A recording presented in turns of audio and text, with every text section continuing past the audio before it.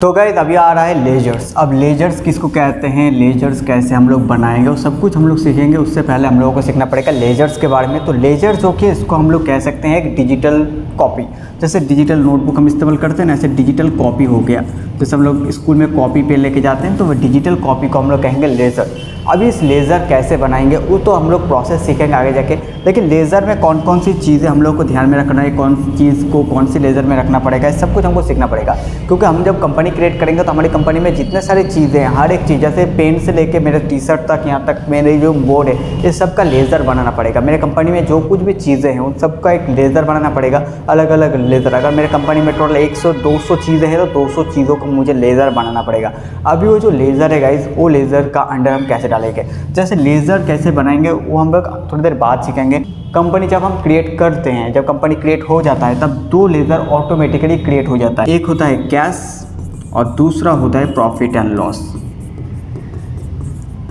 ये जो लेज़र है गाइस, ये दो लेज़र ऑटोमेटिकली क्रिएट हो जाता है। उसके बाद हम लोगों को कुछ लेज़र बनाना पड़ेगा, जैसे कैपिटल नाम का एक लेज़र हम लोगों को बनाना पड़ेगा, जिसका अंडर देना पड़ेगा कैपिटल अकाउंट।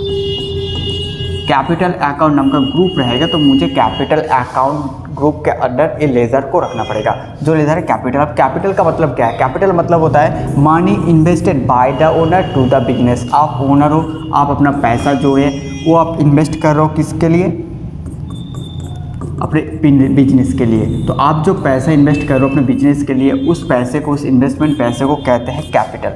कैपिटल के बाद हमें दूसरा जो बिजनेस के लिए, जो टैली के लिए लेज़र क्रिएट करना पड़ेगा वो है परचेस। परचेस नाम का जो लेज़र आएगा उसका अंडर आएगा परचेस अकाउंट। और एक और जो डिफ़ॉल्ट लेज़र हम लोगों को बनाना पड़ेगा वो है सेल्स, जिसका अंडर आएगा सेल्स अकाउंट। तो ये जो तीन लेज़र है गाइस, ये तीन लेज़र हम लोगों को क्रिएट करना पड़ेगा।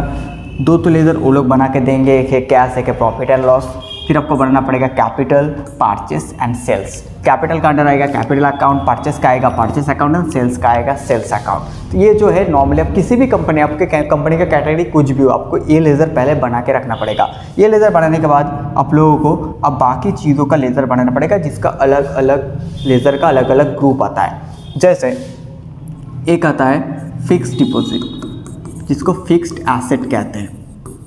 अब फिक्स्ड एसेट का मतलब कौन कौन सी लेज़र होगा, जैसे आपके पास आपका मोबाइल हो गया, आपका बाइक हो गया, आपका बिल्डिंग हो गया, ऐसे जो कुछ भी चीज़ें हैं, चेयर हो गया, टेबल हो गया, टीवी, ऐसे जो भी आपका एसेट है, आपका खुद का प्रॉपर्टी है, वो सारे चीज़ का अंडर आएगा क्या, फिक्स्ड एसेट एज लेज़र से। उसके बाद आता है बैंक अकाउंट। बैंक अकाउंट नाम का एक अकाउंट रहेगा ग्रुप, उसके अंदर आपको क्या करना है, आपके जितने सारे बैंक अकाउंट है, जैसे SBI, यूको, पेटीएम, जितने भी बैंक है आपका बैंक अकाउंट का नाम का एक लेज़र बनेगा और उसका अंडर जाएगा बैंक अकाउंट्स पे। फिर एक्सपेंस का कुछ आता है, जैसे एक्सपेंस है दो तरीके के, एक है डायरेक्ट एक्सपेंस, एक है इनडायरेक्ट एक्सपेंस। अब डायरेक्ट एक्सपेंस पे कौन सा आएगा और इनडायरेक्ट में कौन सा आएगा, उसको समझने के लिए हमको थोड़ा डिटेल में जाना पड़ेगा। जैसे डायरेक्ट एक्सपेंस होता है वो सारे एक्सपेंस जो एक लिमिट है, एक ड्यूरेशन है, जैसे 30 डेज़ हो गया, मतलब एक ड्यूरेशन के हिसाब से वो आपका एक्सपेंस होगा, तब वो सारी चीज़ें जो कि है आपका इनडायरेक्ट एक्सपेंस पे पड़ेगा। अब ड्यूरेशन मतलब वो 30 डेज़ का हो सकता है, 3 दिन का हो सकता है, 15 दिन का हो सकता है, 90 दिन का हो सकता है। जैसे इलेक्ट्रिसिटी बिल, बहुत सारी जगह पे हर महीने लगता है, हमारे बंगाल में 3 महीने में एक बार लगता है। तो ये इलेक्ट्रिसिटी बिल जो है वो आपका आएगा इनडायरेक्ट एक्सपेंस पे। आपका जो पेन है, पेन ख़त्म हो गया, आपको पेन खरीदना पड़ेगा, इनडायरेक्ट एक्सपेंस। आपका जो पेंसिल है वो हो गया इनडायरेक्ट एक्सपेंस। आप अपने एम्प्लॉय को जो सैलरी दे रहे हो वो भी आपको महीने में देना पड़ता है, वो हो गया इनडायरेक्ट एक्सपेंस। आपका जो हाउस रेंट, अगर आप घर रेंट पे लेते हो तो आपका हाउस रेंट हो गया इनडायरेक्ट एक्सपेंस। आप अगर पानी खरीद, वाटर हो गया इनडायरेक्ट एक्सपेंस। तो जो सारी चीज़ें एक ड्यूरेशन के बाद आपको पेमेंट करना ही पड़ेगा, वो सारी चीज़ आता है इनडायरेक्ट एक्सपेंस पे। फिर आ रहा है डायरेक्ट एक्सपेंस। अब डायरेक्ट एक्सपेंस कौन सी चीज़ है, जो मैं आज एक्सपेंस की कल मेरी मर्जी में कर भी सकता हूँ, ना भी कर सकता। जैसे अगर मैं फूड रोज़ बाहर खाता हूँ काम के सिलसिले में, तो फूड मेरे लिए आएगा इनडायरेक्ट एक्सपेंस। लेकिन मैं हर रोज़ घर में खाता हूँ, कभी मैं बाहर खाना खाता हूँ, तब फूड आ जाएगा डायरेक्ट एक्सपेंस पे।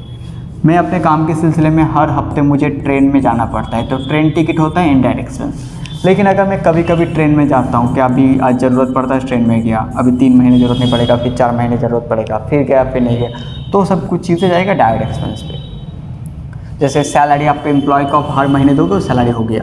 लेकिन अगर कोई एक दिन के काम के लिए आप किसी को बुलाओगे, उससे काम करवाओगे, वो वेजेस जिसको कहते हैं, तो वो सारी चीज़ें आएगा डायरेक्ट एक्सपेंस पे। तो एक्सपेंस के जैसा एक इनकम भी होता है गाइस। जो इनकम है वो भी 2 तरीके का निकल के आता है, एक है डायरेक्ट इनकम, एक है इनडायरेक्ट इनकम।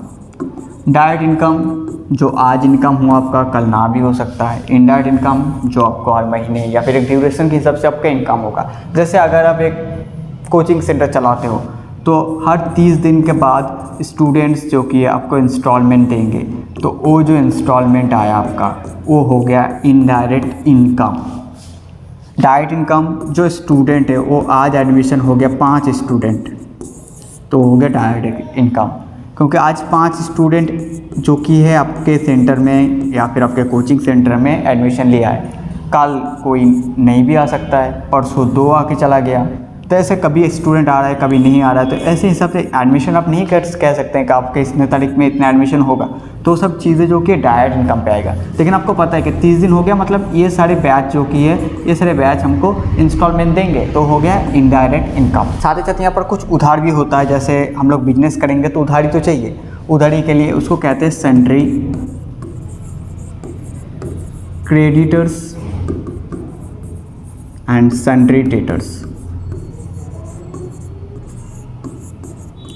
अब क्रेडिटर्स किसको कहेंगे और डेटर्स किसको कहेंगे? क्रेडिटर्स है कि आप ओनर हो, आप किसी दूसरे से अगर कुछ चीज़ें उधारी पे लेते हो, तो आप वो जो है, जैसे मैं ओनर हूँ, मैं अपने कंपनी की चीज़ें खरीदने के लिए मैं सैमसंग के पास गया और सैमसंग से मैंने कुछ उधारी ली, तो सैमसंग नाम का लेज़र मुझे बना के रखना पड़ेगा सन्ड्री क्रेडिटर्स, क्योंकि मुझे वो पैसा सैमसंग को देना पड़ेगा, इसलिए मुझे उस नाम का बनाना पड़ता है सन्ड्री क्रेडिटर्स, क्योंकि मुझे उसको देना पड़ेगा। ठीक उसी तरह मैं ओनर हूँ, मैं किसी राहुल नाम के पर्सन को कुछ पैसे दिया, फिर कुछ चीज़ें बेची, वो मुझे पैसा नहीं दिया, मुझे उससे पैसा मिलेगा, उस हिसाब से मुझे उसका नाम रखना पड़ेगा डेटर्स के अंदर। उसका नाम का जो लेज़र होएगा वो आएगा सन्ड्री डेटर्स। तो ये सारे जो कि है, ये लेज़र हम लोगों को बनाना पड़ेगा। आपके कंपनी में जितनी सारी चीज़ें हो, सबका आपको लेज़र बनाना पड़ेगा। आप लेज़र नहीं बनाओगे तब आप वो कंपनी को ट्रांजैक्शन जो कि वो आप नहीं कर सकते।